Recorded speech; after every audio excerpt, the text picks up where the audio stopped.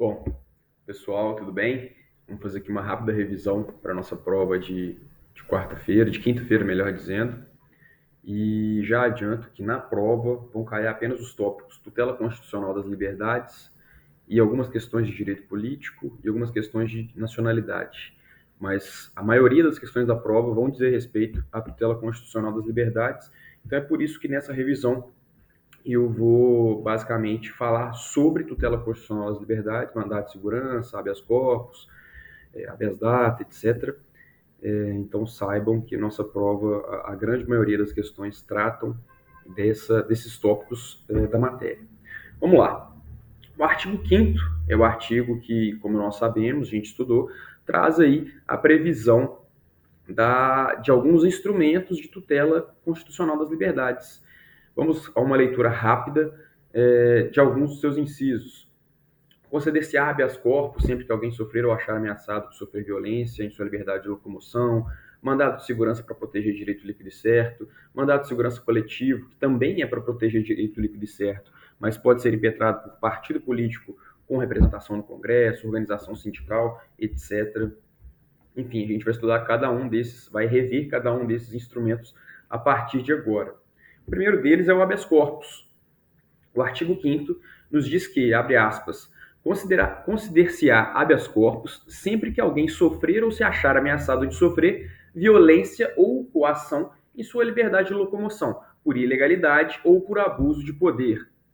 E isso, essa proteção ao direito de ir e vir do cidadão, é o habeas corpus quem vai enfim, servir de instrumento para que ela seja, de fato, protegida, para que a liberdade do indivíduo seja protegida. E isso decorre também de um outro inciso do artigo 5º, que é o inciso 15, que nos diz que é livre a locomoção no território nacional em tempo de paz, podendo qualquer pessoa, nos termos da lei, nele entrar, permanecer ou dele sair com seus bens. Então percebam, a própria Constituição ela consagra um amplo direito de ir e vir no país, em tempos de paz.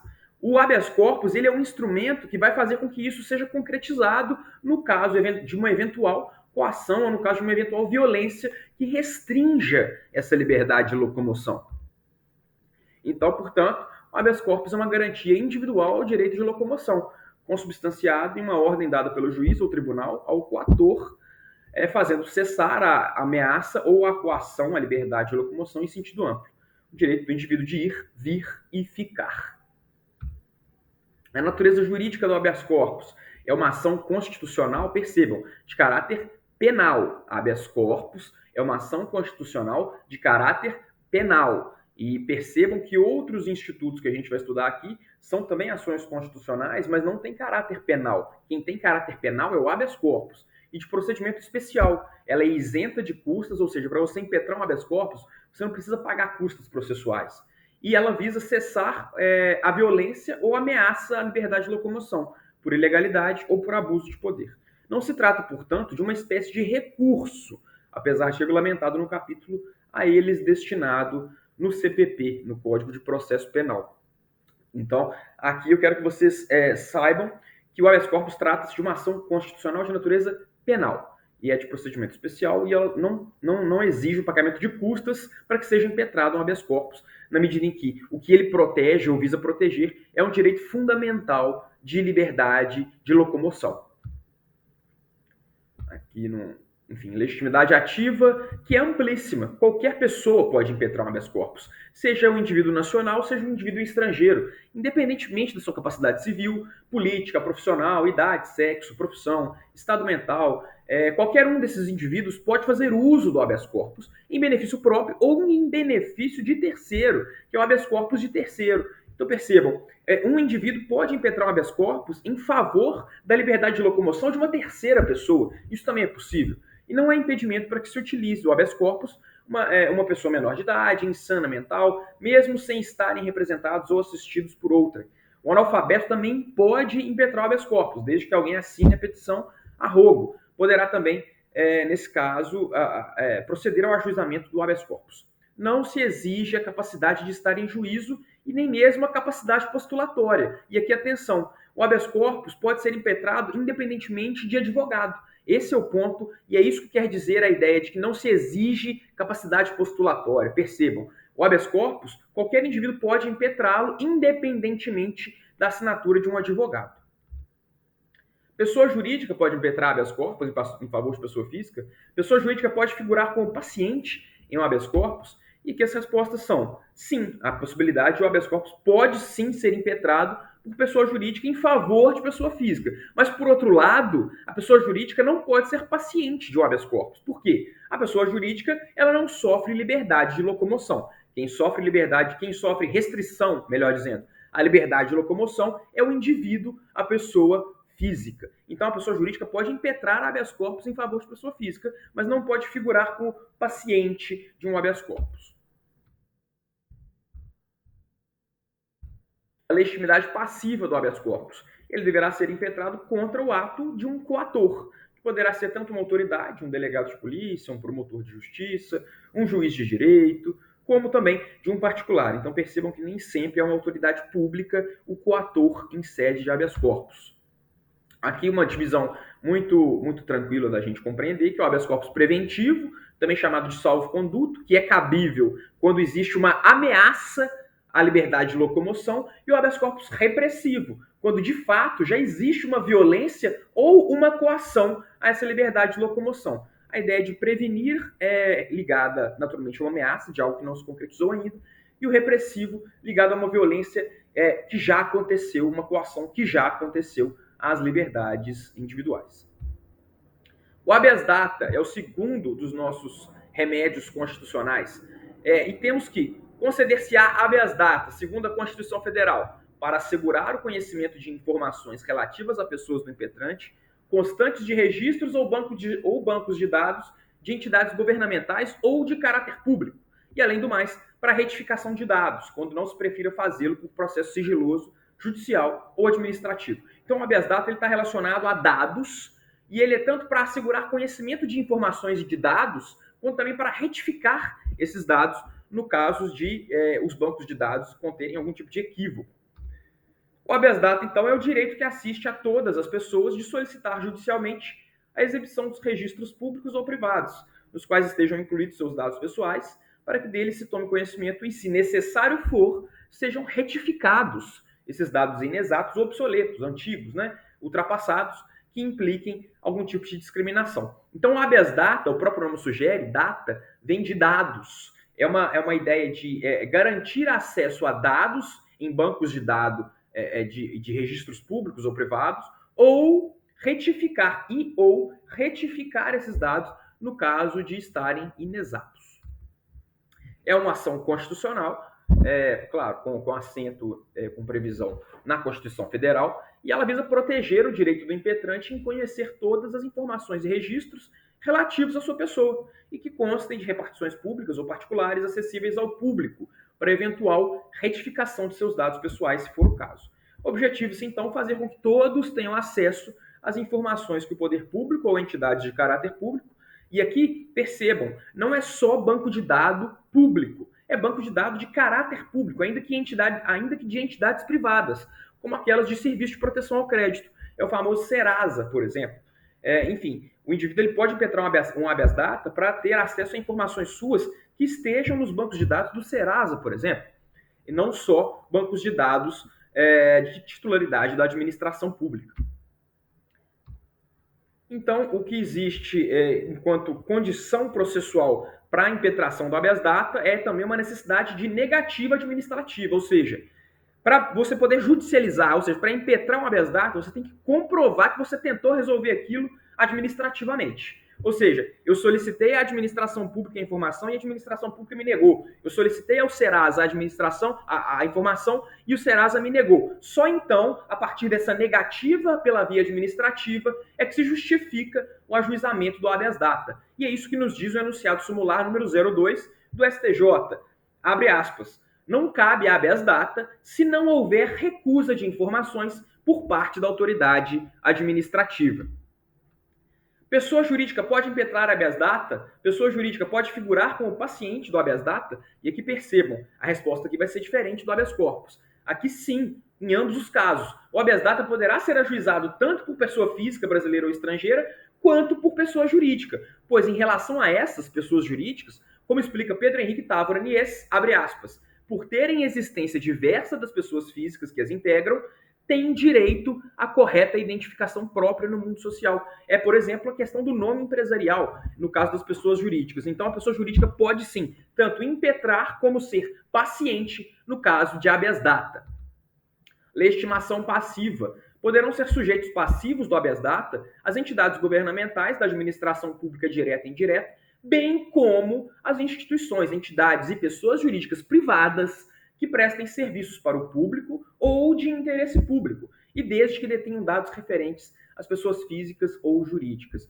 É aquele caso de que não só entidades da administração pública, como também da iniciativa privada, podem ser legitimados passivos do habeas data.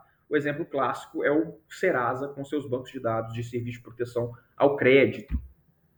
O habeas data, portanto, tem uma dupla finalidade, que é a obtenção de informações existentes na entidade governamental ou daquelas de caráter público, né? E ou retificação desses dados. No caso de dados inexatos, o indivíduo, o cidadão, ele tem direito de solicitar a retificação ou a correção desses dados constantes desses bancos de dados. Procedimento, existe uma lei específica com relação ao habeas data, que é o 9507 de 97, e aqui nós temos uma ideia de prioridade com relação ao julgamento do habeas data sobre todos os outros atos judiciais, exceto com relação ao habeas corpus e mandado de segurança. Então percebam, se corre numa vara judicial uma série de ações ordinárias e corre um habeas data, um mandado de segurança, um habeas corpus, primeiro tem que ser julgado o habeas corpus, depois tem que ser julgado o mandado de segurança e, numa ordem de prioridade, em terceiro lugar, julgado o habeas data e só depois cabe o julgamento das demais ações ordinárias. A petição do habeas data deve ser instruída com os requisitos trazidos pelo CPC, né, Código de Processo Civil, com comprovação das seguintes situações: recusa administrativa, ou recusa de acesso à informação, ou recusa de retificação da informação, e da recusa em fazer-se a anotação sobre a explicação ou contestação sobre determinado dado, mesmo que não seja inexato, justificando possível pendência sobre o mesmo ou decurso de mais de 15 dias sem decisão. Em suma, o que esses itens aqui querem significar? Deve existir uma recusa administrativa como condição processual para a impetração do habeas data. Não se tratando de caso de indeferimento, o juiz, ao despachar a petição inicial, determinará a notificação do coator para que no prazo de 10 dias preste as informações. Após o término desse prazo de 10 dias, será ouvido o MP dentro de 5 dias. Então, os autos serão conclusos ao juiz para que seja decidido, ou decidida, melhor dizendo, a ação. Aqui são questões procedimentais, mas que são importantes, mais importantes do ponto de vista de processo civil, ou seja, na nossa prova isso não vai ser, especificamente esse ponto não vai ser objeto de questão. Competência. Compete ao Supremo Tribunal Federal processar e julgar originariamente habeas data contra atos do Presidente da República, mesas da Câmara, do Senado, do Tribunal de Contas da União, Procurador-Geral da República e do próprio Tribunal, do próprio Supremo. E compete ao Superior Tribunal de Justiça, STJ, julgar o habeas data contra atos de ministro de Estado, comandantes da Marinha, Exército, Aeronáutica e do próprio STJ. Atenção aqui, pessoal. Compete ao Supremo Tribunal Federal processar e julgar originariamente habeas data contra atos do presidente, mesas da Câmara dos Deputados e do Senado. Isso vai ser questão de prova. Então, atenção a essa ideia da competência originária do Supremo Tribunal Federal para processar e julgar habeas data contra atos, ou seja, quando forem coatores o presidente da República, mesas da Câmara dos Deputados, mesa do Senado Federal, TCU, Procurador-Geral da República e do próprio STF. Questão de prova. Habeas data e dados sigilosos, também questão de prova. Atenção, artigo 5º, abre aspas, todos têm direito a receber dos órgãos públicos informações de seu interesse particular ou de interesse coletivo ou geral, que serão prestadas no prazo da lei sob pena de responsabilidade, ressalvadas aquelas cujo sigilo seja imprescindível à segurança da sociedade e do Estado. Então percebam, existe uma ressalva que a Constituição, o texto constitucional traz uma ressalva com relação a informações que sejam, por exemplo, relacionadas à segurança nacional. Por exemplo, informações relacionadas à segurança de fronteiras. O indivíduo nem sempre vai conseguir acesso a essas informações através do habeas data. E é isso que a Constituição, o texto constitucional, traz como ressalva, que são essas informações sigilosas necessárias à segurança social coletiva. De um exemplo clássico, a segurança de fronteira, habeas data e dados sigilosos, questão de prova. Mandado de segurança é o nosso terceiro instrumento. Artigo 5º, abre aspas. Conceder-se-á mandado de segurança para proteger direito líquido e certo, não amparado por habeas corpus ou habeas data, quando o responsável pela ilegalidade ou abuso de poder for autoridade pública ou agente de pessoa jurídica no exercício de atribuições do poder público. Então percebam, já deixei grifado aqui, ó, direito líquido e certo é a expressão-chave quando a gente fala de mandado de segurança. E claro, existe uma natureza subsidiária no caso do mandado de segurança. Você só consegue impetrar mandado de segurança se você não puder impetrar habeas corpus ou não puder impetrar habeas data. Ou seja, natureza subsidiária e direito líquido e certo. Vamos a eles. O mandado de segurança, então, é conferido aos indivíduos para que eles se defendam de atos ilegais ou praticados com abuso de poder, constituindo-se verdadeiro instrumento de liberdade civil e de liberdade política. O mandado de segurança na prática judicial, no dia a dia, ele é muito utilizado e ele é muito importante para fins de garantir liberdades civis e políticas dos indivíduos. Então, atenção aqui, atenção a essa definição que também pode ser cobrada em prova. Espécies. Assim como o habeas corpus e o mandado de segurança, ele também se divide em duas espécies. O mandado de segurança repressivo, quando uma ilegalidade já foi cometida, e o mandado de segurança preventivo, que, como o próprio nome sugere, é aquele mandado de segurança que pode ser impetrado quando o impetrante demonstrar justo receio de sofrer uma violação de direito líquido e certo. Ou seja, existe uma ameaça de violação de direito líquido e certo e não uma violação já consumada.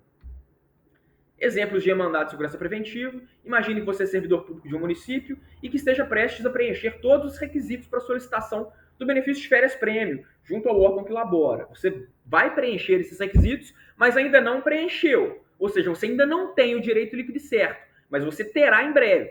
No entanto, você passa a ter ciência de que o órgão não está deferindo qualquer pedido de concessão do referido benefício a outros servidores. Você ainda não atingiu o seu direito líquido e certo, mas você vai atingir. E você vê que a administração pública, mesmo para aqueles que já atingiram aquele direito líquido e certo, não está concedendo benefício. Nesse caso, o que você faz?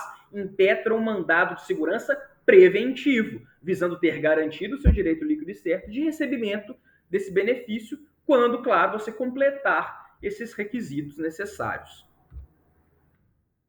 Natureza jurídica do mandado de segurança. Ação constitucional de natureza civil. Percebam, o habeas corpus tinha natureza penal. O habeas data tinha natureza constitucional, de ação constitucional. Aqui nós temos uma ação constitucional de natureza civil. Mandado de segurança é ação constitucional de natureza civil, cujo objeto é a proteção de direito líquido e certo, lesado ou ameaçado de lesão. Lembrando que é possível também um mandado de segurança preventivo, por ato ou omissão de autoridade pública ou agente de pessoa jurídica no exercício de atribuições do poder público, melhor dizendo.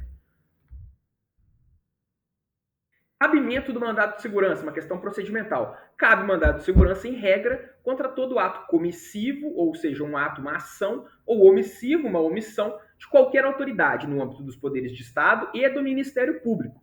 E lembrem-se, caráter residual, subsidiário. Só cabe mandado de segurança para amparar direito líquido e certo, não protegido por habeas corpus ou habeas data. Ou seja, a preferência é sempre por impetração de habeas corpus ou de habeas data. O mandado de segurança, ele tem caráter residual. Ou seja, você só consegue impetrar mandado de segurança se não puder impetrar habeas corpus ou habeas data. Além do mais, não cabe mandado de segurança quanto a ato do qual caiba recurso administrativo com efeito suspensivo, decisão judicial da qual caiba recurso com efeito suspensivo, decisão judicial transitada em julgado, lei ou ato normativo em tese, atos de gestão comercial pelos administradores de empresas públicas, sociedades de economia mista e de concessionárias de serviço público. E aqui eu chamo a atenção ao fato de que não cabe mandado de segurança quanto a lei ou ato normativo em tese. Lembrem-se disso, até mesmo porque a gente já estudou contra ato ou normativo em tese, existem ações de controle de constitucionalidade. Então, não cabe mandado de segurança, atenção aqui, contra lei ou ato normativo em tese, que é a lei em si. Não é um efeito concreto da lei, mas a lei em si. Você não pode questionar a constitucionalidade de uma lei via mandado de segurança. Direito líquido e certo resulta de fato, ou seja, isso aqui, pessoal, é a definição do que seria direito líquido e certo. O direito líquido e certo resulta de fato certo, ou seja, aquele capaz de ser comprovado de plano por documentação inequívoca, fato sobre o qual não recai nenhum tipo de complexidade jurídica. Ou seja, no caso do mandado de segurança, não se admite grande dilação probatória. Percebam, você não consegue, eventualmente, pedir uma perícia dentro do mandado de segurança, por exemplo. Por quê? O mandado de segurança pressupõe que aquele fato é mais ou menos certo. Você consegue comprovar aquele fato de pronto, de plano. Ou seja, você não precisa de grande esforço probatório para comprovar a existência ou a ocorrência daquele fato. E é isso que é direito líquido e certo. Lembrem-se dessas definições sobre direito líquido e certo. Esse slide é questão de prova. Legitimidade ativa. Pode ser pessoa física como jurídica, nacional ou estrangeira, domiciliada ou não no nosso país, além das universalidades reconhecidas por lei, como espólio, no caso do inventário, né, o indivíduo falecido, massa falida, no caso da empresa que entrou em processo falimentar, também órgãos públicos despersonalizados, mas dotados de capacidade processual, como as câmaras de vereadores, Ministério Público, Poder Executivo, Mesa do Congresso, etc. Enfim, uma legitimidade bastante ampla também para o mandado de segurança. Legitimidade passiva. Sujeito passivo é a autoridade coatora que pratica ou ordena concreta e especificamente a execução ou inexecução do ato impugnado. E esse indivíduo que vai responder por suas consequências administrativas e só pode ser sujeito passivo aquele que detém a competência para corrigir essa ilegalidade, podendo ser a pessoa jurídica de direito público da qual faça parte, ingressar como litisconsorte, ou seja, a autoridade coatora é o indivíduo, mas a pessoa jurídica da qual aquela autoridade coatora faz parte pode ingressar também no polo passivo do mandado de segurança. Um exemplo clássico. Secretária de Educação do município, ABC, manda nomear o indivíduo que passou em segundo lugar em um determinado concurso antes de nomear o primeiro. Nesse caso, a secretária vai ser a autoridade coatora do mandado de segurança e o município, ABC, pode entrar no polo passivo como litisconsorte. Ele pode também constar desse processo. Isso aqui são questões procedimentais que vão interessar mais quando vocês estiverem estudando processo civil. Prazo para impetração do mandado de segurança, 120 dias a contar da data em que o interessado tiver conhecimento oficial do ato a ser impugnado. Data importante também da gente saber para fins práticos. Mandado de segurança coletivo, previsão constitucional também. Mandado de segurança coletivo pode ser impetrado por, percebam, partido político, mas não é qualquer partido político, somente por partido político com representação no Congresso Nacional. Além do mais, pode ser impetrado por organização sindical, entidade de classe ou associação legalmente constituída e em funcionamento há pelo menos um ano em defesa dos interesses de seus membros ou associados. Atenção a esse slide, pode ser questão de prova também. E o mandato de segurança coletiva ele visa, então, evitar uma multiplicidade de demandas idênticas, na medida em que cada um dos indivíduos poderiam impetrar um mandato de segurança e abarrotar o judiciário de ações iguais. Nisso, permite-se que algumas entidades possam, representando os seus membros, ajuizar um mandato de segurança coletivo, fortalecendo, então, essas organizações classistas, como sindicatos, partidos políticos, etc. O mandato de segurança coletivo, então, terá por objeto a defesa dos mesmos direitos que podem ser objeto do mandato de segurança individual, porém, direcionados à defesa de interesses de uma coletividade.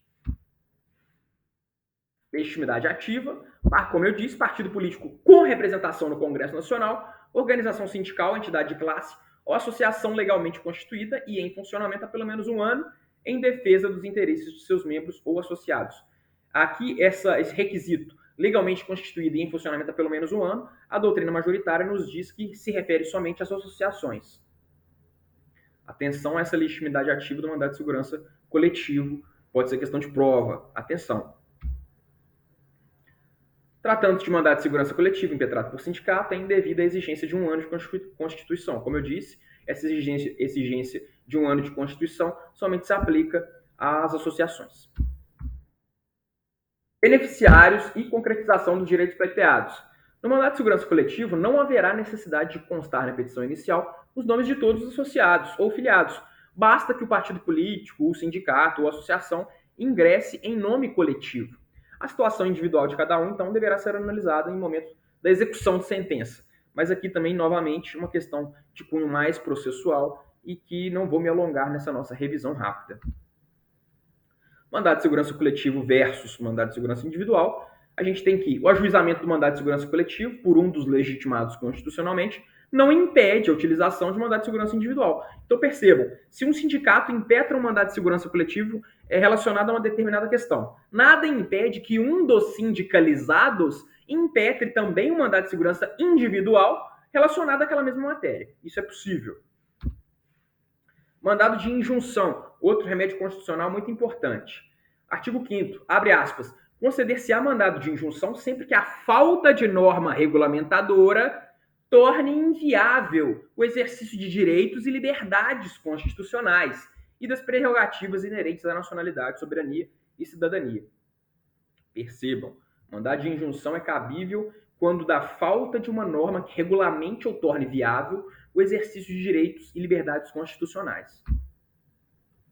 É, portanto, uma ação constitucional de caráter civil e de procedimento especial. Suprir a omissão do poder público, ela viabiliza o exercício de um direito, uma liberdade, sempre previsto na Constituição Federal, e, claro, combate a síndrome de inefetividade das normas constitucionais, porque a Constituição muitas vezes traz uma série de direitos que não encontram respaldo concreto no mundo real, vamos dizer assim. Ou seja, o mandado de injunção ele vem e cobra do legislativo uma postura de regulamentação desses direitos. Ou seja, direitos que estão previstos na Constituição, mas que não podem ser usufruídos, passam a ser usufruídos a partir do mandado de injunção. Objeto do mandado de injunção, então, são normas de eficácia limitada e normas programáticas. Atenção, sempre uma omissão de natureza constitucional. Mas atenção novamente, não cabe mandado de injunção com o objetivo de alterar a lei ou ato normativo já existente ou para pleitear uma mudança de interpretação da lei existente. Cabe mandado de injunção quando não existe a lei. O mandado de injunção ele não visa modificar uma lei ou modificar uma interpretação que se dá a uma lei. Ele cabe quando não existe uma norma que regulamenta um direito ou liberdade constitucional. Requisitos: falta de norma regulamentadora de uma previsão constitucional, omissão total ou parcial do poder público, nexo de causalidade entre a omissão normativa do poder público e a inviabilidade do exercício do direito, liberdade ou prerrogativa. Ou seja, o indivíduo tem que ficar impedido de gozar daquele direito em razão da omissão normativa do poder público. E é em razão dessa omissão normativa que impede o uso e gozo de um direito ou liberdade constitucional é que vai ser cabível o mandado de injunção. Legitimidade ativa.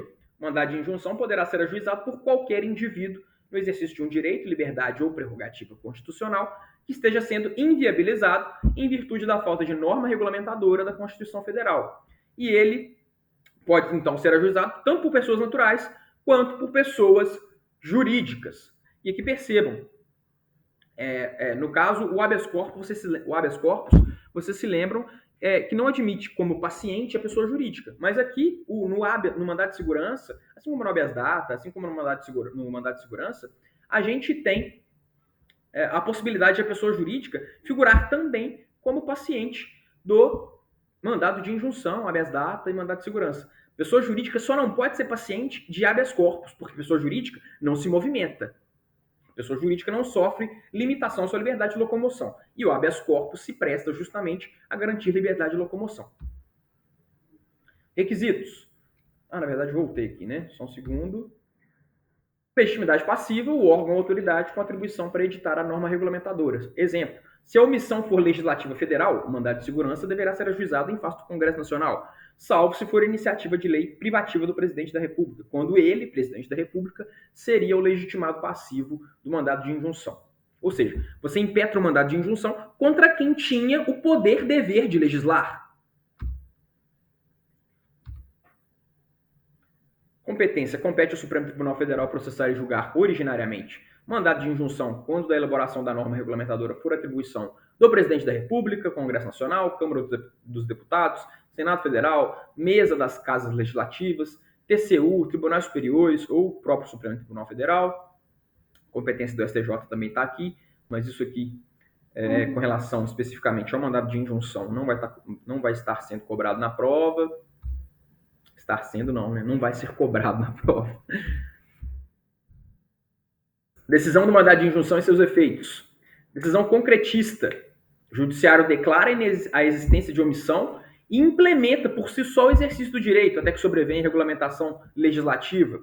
Ela gera efeitos contra todos e efeitos interpartes, caso ela seja geral ou individual. Cada uma dessas subespécies a gente vai estudar daqui a pouco. E a decisão não concretista é quando o judiciário apenas declara a mora, ou seja, a omissão, e determina que o poder público legisle. Já adianto que a posição que predomina hoje no direito brasileiro é a posição concretista no mandado de injunção relacionada à greve dos servidores públicos. Mas também existem decisões de cunho não concretista. O posicionamento predominante do Supremo hoje é a posição concretista geral. E o exemplo clássico é o direito de greve dos servidores públicos civis da iniciativa pública, que está previsto em norma constitucional de eficácia limitada, mas que nunca foi regulamentado, a greve dos servidores públicos. E em razão dessa omissão legislativa, o próprio STF adotou a posição concretista geral, ou seja, contra todos, e determinou que fosse aplicado temporariamente a lei de greve geral, a lei de greve do setor privado, até que o Congresso Nacional editasse a lei regulamentadora, coisa que até hoje não aconteceu. Então, o direito de greve do serviço público continua sendo regulamentado pela lei de greve geral, em razão da adoção pelo Supremo Tribunal Federal, em sede de mandado de injunção, da posição concretista, uma posição que concretiza o direito de pronto. Então, percebam que isso é um ponto interessante também da gente ter atenção sobre ele. Em julgados posteriores, o Supremo também já adotou a posição concretista individual. Um exemplo é quando o Supremo julgou um procedente, um pedido formulado em mandado de injunção, para garantir ao impetrante, abre aspas, a contagem diferenciada do tempo de serviço em decorrência de atividade de trabalho insalubre, após a égide do regime estatutário para fins de aposentadoria especial. Nesse caso, a posição foi concretista, porque o próprio Supremo já concretizou o direito, mas ela só gerou efeitos com relação àquele indivíduo especificamente, e não contra todos os indivíduos na mesma situação. Direito de certidão são assegurados a todos, independentemente do pagamento de taxas, atenção aqui, a obtenção de certidões em repartições públicas para a defesa de direitos e esclarecimentos de situações de interesse pessoal. E aqui chama atenção o fato de que não pode ser cobrado nenhum tipo de taxa pela administração pública para que ela emita uma certidão a seu favor para que você defenda algum tipo de direito seu. A esse direito corresponde a obrigatoriedade do Estado, salvo nas hipóteses constitucionais de sigilo, fornecer as informações solicitadas sob pena de responsabilização. A negativa estatal ao fornecimento dessas informações configura o desrespeito a um direito líquido e certo por ilegalidade ou abuso de poder, passível, portanto, de correção por meio de mandado de segurança. Então, percebam, ao direito de certidão corresponde o direito de impetrar o mandado de segurança caso lhe seja negada a certidão solicitada. Pressupostos necessários, questão procedimental, mas que não vai ser objeto da nossa prova, mas que é importante que se saibam. Direito de petição, também artigo 5º. São a todos assegurados, independente do pagamento de taxa, independentemente do pagamento de taxas, atenção, o direito de petição aos poderes públicos em defesa de direitos ou contra a ilegalidade ou abuso de poder. Então você pode peticionar, ou seja, solicitar, requerer ao poder público algo relacionado a um direito seu, independentemente do pagamento de taxas. Caso contrário, cobrar taxas nesse sentido seria inviabilizar o direito de petição, seria inviabilizar o direito de o cidadão requerer direitos seus aos poderes públicos. A Constituição Federal assegura a qualquer pessoa física ou jurídica nacional ou estrangeira o direito de apresentar reclamações aos poderes públicos, legislativo, executivo e judiciário, bem como ao Ministério Público contra a ilegalidade ou abuso de poder. Ação popular. Qualquer cidadão é parte legítima para propor ação popular que vise anular ato lesivo ao patrimônio público, de entidade de que o Estado participe, moralidade administrativa, meio ambiente e ao patrimônio histórico-cultural, ficando o autor, salvo comprovada má-fé, isento de custas judiciais e do ônus da sucumbência. Percebam, a ação popular visa anular ato lesivo ao patrimônio de entidade que o Estado participe, não é o patrimônio de qualquer empresa privada. É patrimônio de entidade, pode até ser uma empresa privada, mas desde que o Estado participe dela, ou seja, sociedade de economia mista, empresa pública. Também atos lesivos à moralidade administrativa, atos lesivos ao meio ambiente, atos lesivos ao patrimônio histórico e cultural. A ação popular, juntamente com o direito de sufrágio, direito de voto em eleições, plebiscitos e referendos, e ainda a iniciativa popular de lei e o direito de organização e participação em partidos políticos, é uma forma de exercício da própria soberania popular. É o povo exercendo a função de fiscalização da administração pública. Exemplo, a Secretaria de Obras do município ABC determina a demolição de um casarão no centro histórico da cidade, um casarão tombado. Um cidadão poderá ajuizar uma ação popular buscando evitar que isso aconteça, porque aqui a gente tem um ato lesivo ao patrimônio histórico e cultural. E nesse caso, compete ao cidadão, ou cabe ao cidadão, a possibilidade de ajuizar uma ação popular para evitar que isso aconteça. Assim como o habeas corpus e a ação popular, ela pode ser utilizada preventiva ou repressivamente, conforme exista uma ameaça ou uma violência ou um ato lesivo já consumado. A ação popular combate ato legal ou imoral e lesivo ao patrimônio público, ato, não cabe ação popular, portanto, contra a lei em tese, exemplo do mandado de segurança, por exemplo.